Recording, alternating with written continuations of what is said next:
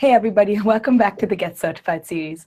I'm Bhargavi, and through the course of this 6-part series, we'll be walking you through everything that you need to know to take up the Google Partners exams and get certified. Today, I'll be walking you through the video advertising exam. So do keep in mind, this is a live event, so in case you've got any questions, feel free to type them in, and I'll attempt to answer them either through the course of this Hangout or towards the end of the session. You'll also be receiving an email with a link to this recording, as well as a few useful resources. So our agenda for today is why video advertising, the types of video ads that you can create within your campaigns, creating and managing your campaigns, and then measuring and optimizing the performance of them. So why video advertising? People watch about 1 billion hours of YouTube every day, and an average user session lasts about 40 minutes. So that's a lot of minutes in which you can reach out to your user base. Now, YouTube reaches more 18 to 49-year-olds than any cable network in the United States. So why advertise specifically on YouTube? YouTube lets you connect with the right audience and at the right time and in the right place, which means you can find users who are searching for your brand. You can find users who are searching for things similar to your brand, as well as measure the success of your campaigns through your AdWords account, as well as YouTube Analytics. Now, a previous requirement was that you needed to have a Google Plus page for you to create a YouTube channel, upload any content, or to comment on any YouTube videos. But now this is not a requirement any longer. However, it is advantageous because people can be led back to your G Plus brand page. You can also take advantage of the YouTube video editor, which allows you to upload and edit videos that are up to an hour long. And you can also insert music from a library that already has pre-approved tracks on it. So what are the kinds of video ads that you can create?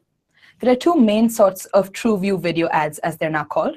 There's the in-stream ads, and then there are discovery ads. So in-stream ads are the ones that you see either before the video, during a video that you're watching on YouTube, or after the video. And how these work is that you pay when a user watches up to 30 seconds of your ad, or lesser depending on the duration of your video, or when a user engages with your ad. And by engagement, we mean in terms of clicking or taking a particular action on the ad. Now, video discovery ads are the ads that you see on a YouTube search page. This is where users go to discover new content, and your content could be right at the top of the YouTube search results. You can also see these when people browse on YouTube and across the web. The different sort of ad formats that are available to you here are, the first off is display ads. Now, display ads are what you see at the bottom of your YouTube videos.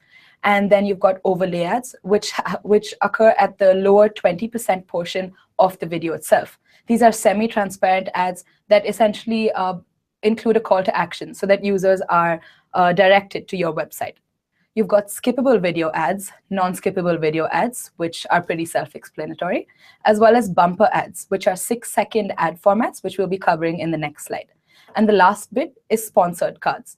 Now, these sponsored cards are additional things that you can put on your YouTube video, and these can lead users back to your brand page or to another video or to a similar video that they could also watch. Now, like I mentioned, bumper ads are 6-second creative formats, which means you've got exactly 6 seconds to tell users what's unique about you and to tell them what action you want them to take. Take the example of the video that's on the screen right now. Now, this is an ad from Coke that explains exactly how you should be using your 6 seconds. Because when I see this ad, what I want to do is gift my friend a bottle of Coke because it just looks so cool. The last thing that we'll be covering here are companion banners. Now, companion banners aren't a separate type of ad format that you need to create or upload. These are particular thumbnails that are selected throughout the course of your ad and appear to the right side, right on top of your YouTube search results. So when you're watching a video and once the ad is, you should be able to see a companion banner either to the right of it or to the bottom, but these don't always appear. The ad approval process is standard. Once you create and upload ad, it can take up to 1 business day to get reviewed, after which you should see the status updated within your account. So how do you create and manage your YouTube campaigns or your video campaigns? First off, you do need to link your YouTube and AdWords accounts.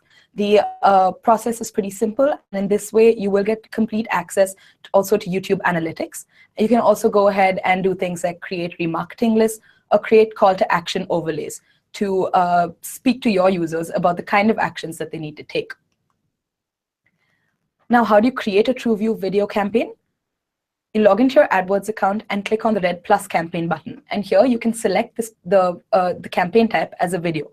Now, when you're creating separate ad groups within a TrueView video campaign, you should keep in mind that only one sort of ad can be created within an ad group.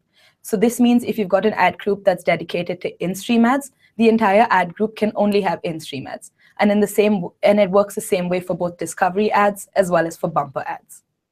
Now, ad groups, like I mentioned, are based on format. And in case you would like to run several ad formats within the same campaign, you can create multiple ad groups with each of these ad formats. Now, a TrueView campaign can't include text or images, and these videos are directly uploaded to YouTube, which is why you link your YouTube and your AdWords accounts in the first place. Now, how do you concentrate on targeting? These are the methods of targeting that are available for your video campaigns, which means you can use things like keywords, demographics, things like age and gender to reach out to your users.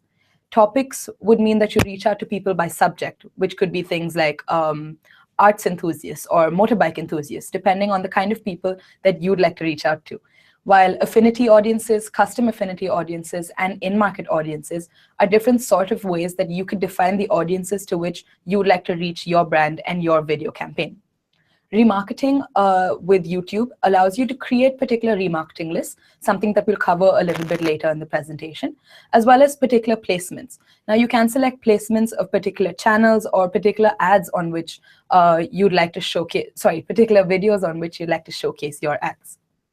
Now, like I mentioned, remarketing with YouTube means that you can create a remarketing list of the people who have watched your video, people who have liked a particular video, subscribed to your channel, or viewed certain videos, or even viewed a certain ad that has come out of your AdWords account.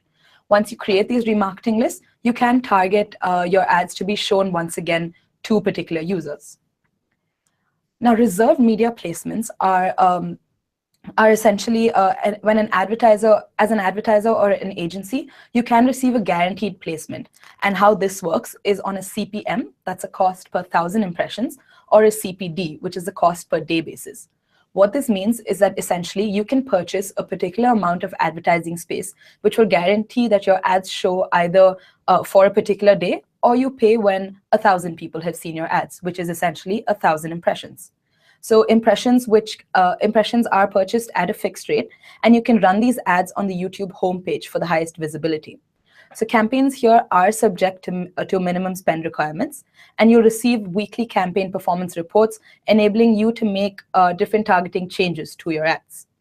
So how do you measure and understand how well your campaign is performing? You have to take into account the kind of goals that you are trying to achieve here.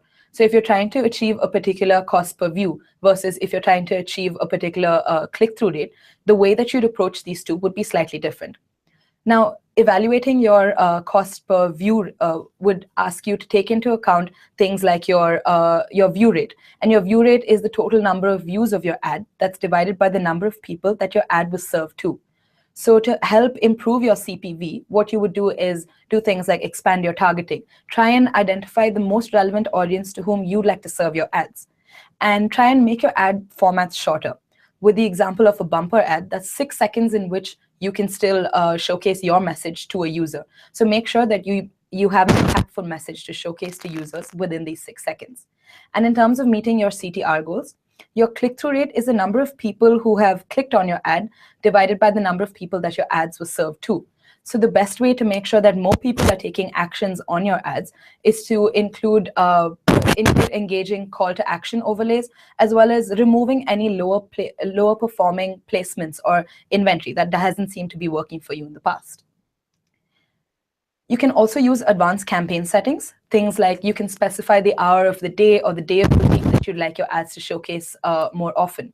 Things like frequency caps allow you to determine the number of times that a particular individual sees your ads. So this can be dictated on whether your goal is exposure or is it to strengthen relationships with people. So if there's a brand message that you're trying to drive, maybe your frequency capping could be larger than, let's say you were just reminding a user of a service or your website that they've used before. You can also target your videos to particular locations that a user is searching from, devices that a user is searching from, as well as particular languages, and so that your ads only serve on websites that serve a particular language user base. So some of the best practices for video content on YouTube includes things like be more authentic. People love to see more authentic content simply because that helps them relate to it. And the easiest way to do this is to also think like a filmmaker and not an ad maker. What you're trying to do is create a story and tell users the story of your business and your service so that people want to come back and use your service.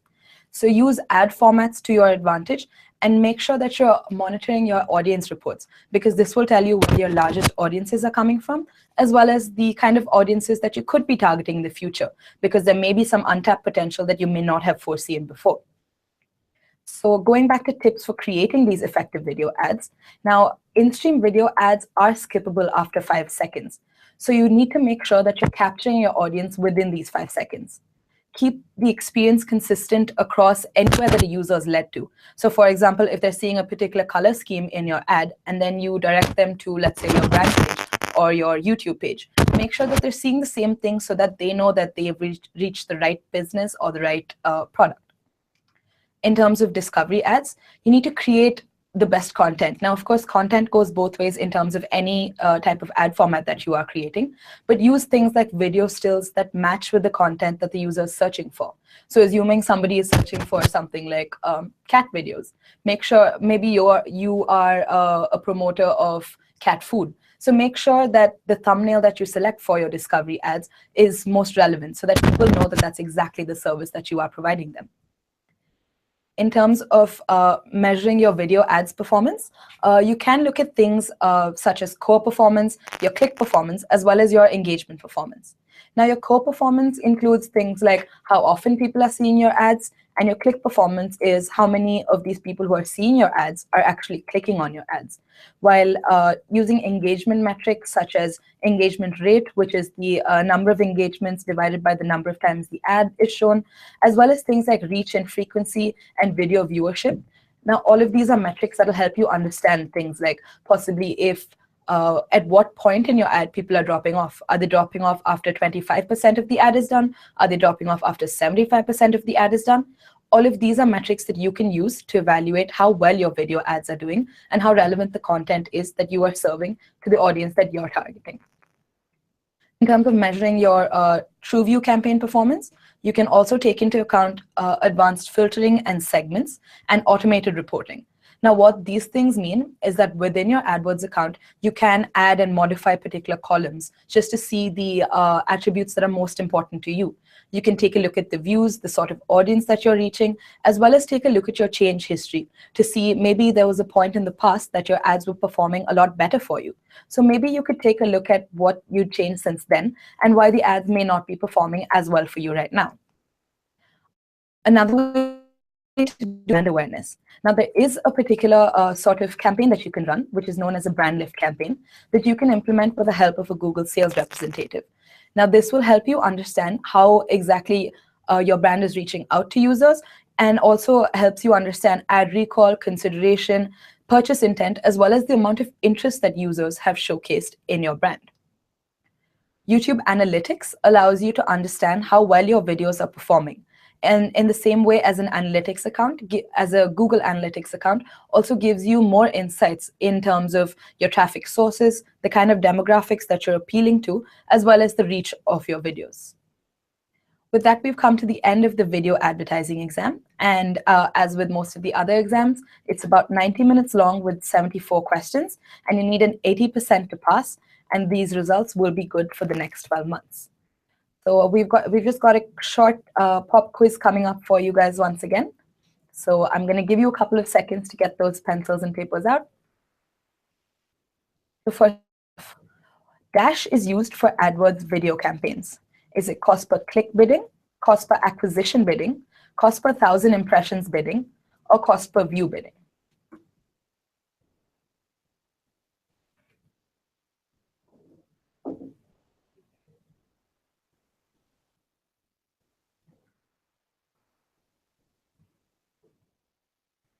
The answer here is the cost per view bidding.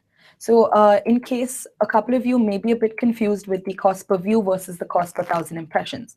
So like I mentioned, the cost per 1,000 impressions is something that you can do with particular video ad formats, as well as with reserved media placements, while a cost per view bidding is the standard bidding that you do, which essentially indicates to the system how much you're willing to pay for every view that comes in for your ad.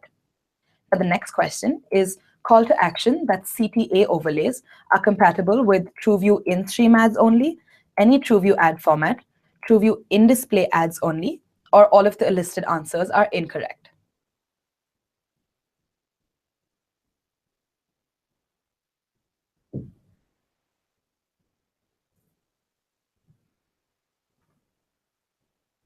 Now, the answer here is any TrueView ad format. This means that you can create call to action overlays, which direct people either to your website or to your YouTube page, and essentially drive users to take the action that you'd like them to take after seeing your particular CTA. Now, we're going to answer a couple of questions that we have received from our advertisers. Now, the first one is not exactly in terms of this session, but I can, of course, answer it for you. It says, hi there, I created all of my campaigns on my personal email. Is there any chance to move everything to another email? Of course, you can always add your alternative email address as a user on your account, which as an administrative user on your account, which should allow you to access the same things, and go ahead and remove your personal email address. Now, the next question says, can you run a CPV campaign? I'm not entirely sure what exactly this question means, so I'm just going to try and answer it to the best of my ability. So with CPV bidding, in case that was your question, you essentially pay when a user watches your ad. So it's similar to a cost per click that you define for a regular search campaign. So what you're defining to the system is the amount that you're willing to pay when a user watches your ad. This means in the same way that a regular ad auction works, you'll pay what is equal to or below your bid, depending on what other advertisers are bidding to. Now, in terms of our next question is it the same algorithm as SEO? So AdWords is only associated with ads displayed on the search platform or the display network. So it doesn't have to do anything with organic search results. So organic search results work in a completely different way in the manner of how they're indexed and in terms of user relevance, while in terms of AdWords, it also depends on a set of other factors. Now, the last question that we seem to have for today is, can we have a CPV benchmark based on the industry? So this may actually be a feature that you'd have to reach out to your account managers for, or a Google sales representative, because they may be able to identify trends in the industry or provide you some sort of benchmark. So while you can, of course, do a general Google search for possibly the kind of things that your competitors may be bidding or what the advertising landscape is like, you could always reach out to your account managers for some additional information. So that seems to be all of the questions that we have for today. I hope you all found this presentation useful. And in case you've got any questions, comments, or feedback, we'd love to hear from you. Thank you.